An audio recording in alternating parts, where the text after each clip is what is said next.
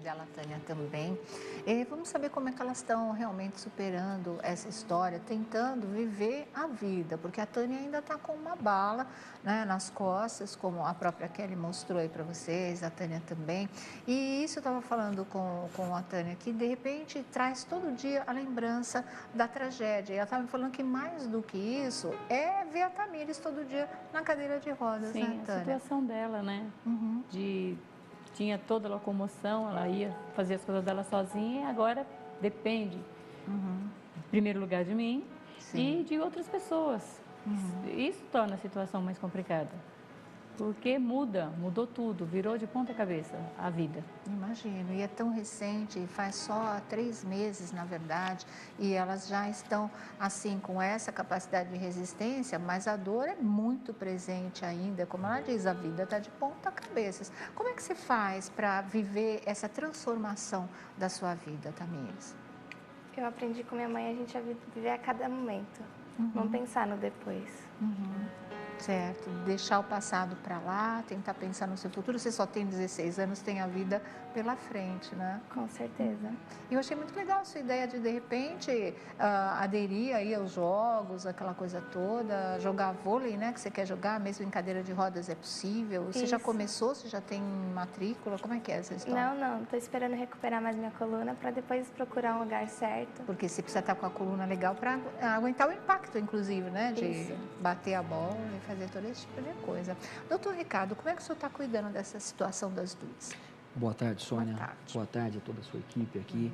Eu quero, antes de fazer as considerações, eu quero agradecer verdadeiramente a todo o trabalho que tem sido desenvolvido por vocês, a toda a gentileza de toda a sua equipe, que é realmente muito comprometida, muito competente. Muito obrigado mesmo. Imagina, a gente que agradece. E muito obrigado principalmente pela oportunidade de poder mostrar esse caso, de poder aqui, quem sabe, a gente trazer um pouco mais de ajuda para essa jovem, né? Claro, claro. Mas de forma bem sucinta, a minha participação, ela poderia ter várias frentes, mas em contato com a família, conversando com a família e diante das dificuldades de uma propositura de ação indenizatória contra o Estado, até mesmo com relação ao resultado prático disso, a gente decidiu, em conjunto, tomar uma outra frente de atuação, ou seja, aquela de buscar primeiramente a ajuda diante das necessidades que ela tem passado atualmente. Agilizar mais a vida dela, o dia a dia. Exatamente, verdade, principalmente no que se refere à acessibilidade,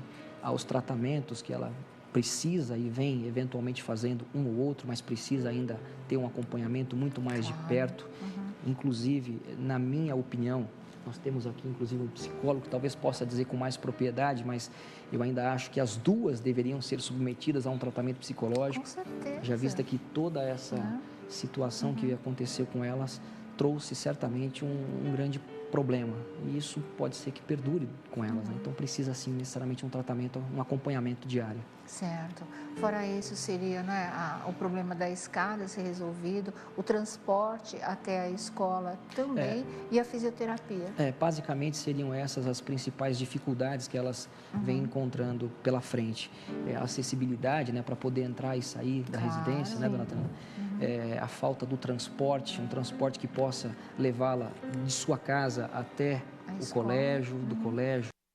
Acelerar isso aí, né? Ela é tão jovem, o corpo responde tão bem aos tratamentos. Doutora Eliana Passarelli, como é que você está vendo isso? Olha, eu acho que realmente se as pessoas tiverem um pouco de solidariedade, aí eu acho os profissionais, né, de área de saúde, os profissionais em adaptações aí para cadeirantes, eu acho que está na hora de começar a demonstrar isso de uma maneira muito real.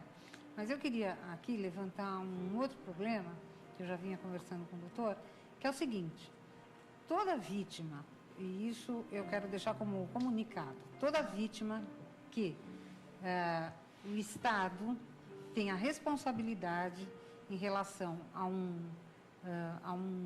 eu não diria acidente, porque isso não é acidente, é um crime, onde esta pessoa tenha sido atingida por alguém que deveria estar preso e não está.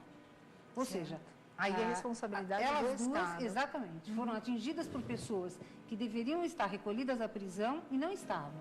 Ou seja, o Estado foi negligente à medida que deixou essas pessoas escaparem e permanecerem na sociedade. Então, cabe ação indenizatória, sim, contra o Estado pela ineficácia que ele teve em relação a manter o seu preso devidamente guardado. O preso é responsabilidade do Estado. Então, se está solto, está mal solto. É sinal que o Estado de Segurança Pública não fez a sua parte. Portanto, tem que ser responsabilizado. Haroldo, o doutor Ricardo estava falando da necessidade de mãe e filha se submeterem a uma terapia. Eu, particularmente, acho que sim, ainda mais tudo tão recente, feridas tão abertas, né? Então, quando a Kelly estava entrevistando e mostrando a casa das duas e contando como o fato ocorreu, né? Eu aqui que estou de frente para a Tamires, o tempo inteiro ela fica com os olhinhos cheios de lágrimas, Claro, né? ela estava vendo Ou as seja, imagens. Né? É uma garota forte, é uma garota agressiva, você tem um lado que você está de parabéns, porque a impressão que ela me passou é que independente do que esteja aí como resultado, dá a impressão que ela está um pouco preparada para as duas coisas. Certo. Entendeu? Ou seja, se eventualmente não tivermos uma resposta satisfatória, ela vai melhorar e de um jeito ou de outro vai voltar a praticar Ela não tem depressão, o esporte. né? Hã? Ela não tem traços de depressão, né? Eu acredito que fica difícil uma pessoa que passa o que a Tamires passou, uma garota que jogava futebol do salão, a mãe também, entendeu? E um ato de tal brutalidade, isso eu tenho a impressão que às vezes até as pessoas inteligentes, pessoas que têm até recursos internos, elas vão se organizando a ponto de ir vivenciando e resolvendo de forma paulatina. Dia de cada vez. Vivenciando e resolvendo de forma Dia de cada vez, que é como mais ela ou tá menos o que falando. ela está fazendo, Eu entendeu? tô falando assim Ou seja, porque- por um lado eu choro, porque eu Sim. não sou merecedora disso, e não é mesmo, né? E tem que tomar muito cuidado nessa época, porque todos nós temos essa vamos dizer assim, uma neurose universal. A gente sempre começa a falar, o que eu fiz? Eu não merecia isso, né? E na realidade, ninguém merecia isso mesmo. São inúmeras pessoas que passam isso injustamente ainda nesse país, que ocupa o 6º lugar no mundo em homicídios. Imagine se for levar em consideração 6º lugar no mundo. o 6º ranking, no Que ranking triste. mundial, nós estamos só em 6º lugar. Né? Imagine se for levarmos em consideração o caso da Tamires e quantos outros de bala perdida, dessa ineficiência, como a doutora Passarelli colocou. Então, nós somos vítimas disso, nós também sofremos, viu? Nós que estamos aqui do lado, e principalmente eu que volto a repetir, nós estamos aqui conversando, ela está com os olhos cheios de lágrimas, por quê? Porque ela não merecia isso, nenhum de nós merecia essa violência, então acho que não tem como a gente não ficar triste, mas acho é que ela- importante lidar e perceber que você não está sozinha, entendeu? Que nós estamos aí junto com você, e essa garra sua de você falar, olha, independente de qualquer coisa, se eu tiver que ser cadeirante, mas eu vou jogar o meu vôlei, isso é muito Isso é bonito. importante. É nesse sentido que eu estava falando que Muito ela não é bonito aquela isso. deprimida clássica, ela pode ter momentos de depressão, mas ela não entrega os pontos, né? Não, Isso eu acho é que tão importante.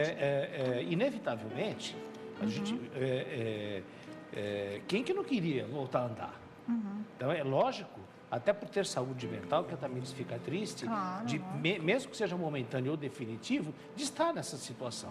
O Ela me Tamires, Aliás, contou Sônia- que ela Não, pega um pode falar. carro, desculpa, Não pode. um carro emprestado, é isso? Para Sim. poder ir à Sim, escola? Pra eu poder se pago locomover. combustível, pago uma pessoa. você até tá me- pagaria o combustível? Eu estou tudo? pagando, Você está pagando não, eu tô, já. a situação que eu estou agora, eu estou pagando combustível, uma Sei. pessoa, uma amiga emprestou o carro e tem um rapaz que está recebendo seguro-desemprego que eu estou Que ele tá ajudando indo e um levando. agrado para poder ir fazer Quer dizer, esse todo mundo se unindo, E a cada um dona ela teve ajudando que o pedir outro. demissão. Hã? Eu pedi Ela demissão teve que hoje. pedir né? demissão. Eu pedi demissão O de trabalho serviço começou hoje. Agora é a obrigação do sustentar a Estado casa dar para ela agora. o Eu dinheiro que ela sou ganhava. pensionista.